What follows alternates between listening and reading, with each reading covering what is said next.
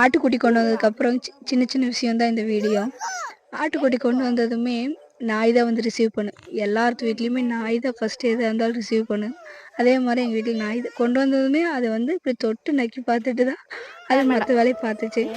அப்புறம் இவன் வந்து அது குளிருன்னு சொல்லிட்டு என்னோட சாலெல்லாம் எடுத்து போத்தி படுக்க வச்சுருந்தான். அந்த அந்த ஆடியோவையும் உங்களுக்கு அப்படியே பின்னாடியே நான் கொடுத்துருக்கேன், கேட்டு பாருங்கள்.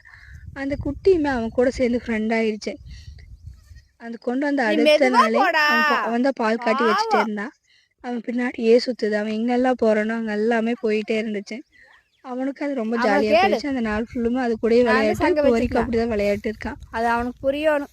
எங்கள் அம்மா சொல்லிக்கிட்டே இருக்கு, கோயம்புத்தூர் பஸ்ஸில் சங்கி போகு அப்படின்னு சொல்கிறதுக்கான போஞ்சு போகிறது.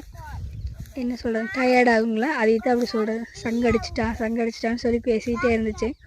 வீட்டுல இருந்து கொஞ்சம் பக்கத்துல இருக்க காட்டுக்கு எல்லாமே தூக்கிட்டு போறது. அதுவும் பின்னாடி ஓடிடுது. அப்படியே சுத்திக்கிட்டே இருந்தாங்க. அதுவும் அவன் கூட ரொம்ப விளையாடுது. அவன் கூடவே இருக்கு.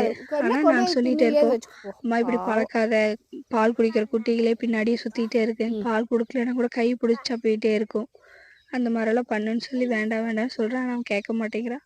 அதுவும் ஆஃபேலி லீவா போச்சு. அதனால என்ன பண்றது, ஒண்ணுமே பண்ண முடியாது. டெய்லி பால் காட்டுறதும் அதை பார்த்துக்கிறதும் ஒரே சந்தோஷமா போயிட்டே இருக்கு. உங்க வீட்டுல இந்த மாதிரி ஏதாவது அப்படி வளர்த்து ரொம்ப செல்லமா வச்சிருந்தீங்கன்னு சொல்லி கமெண்ட் பண்ணுங்க. நாங்க சின்ன வயசா இருக்கும்போது மாதிரி வளர்த்திருக்கோம். தேங்க்யூ.